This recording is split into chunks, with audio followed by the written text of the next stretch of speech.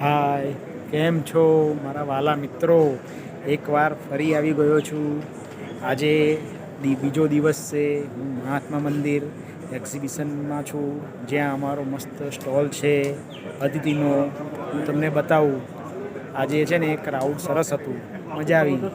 અત્યારે થોડો ફ્રી પડ્યો એટલે મેં એવું લાવો ત્યારે વિડીયો બનાવી દઉં. જોઈ લો, હું તમને મારો સ્ટોલ બતાવું છું.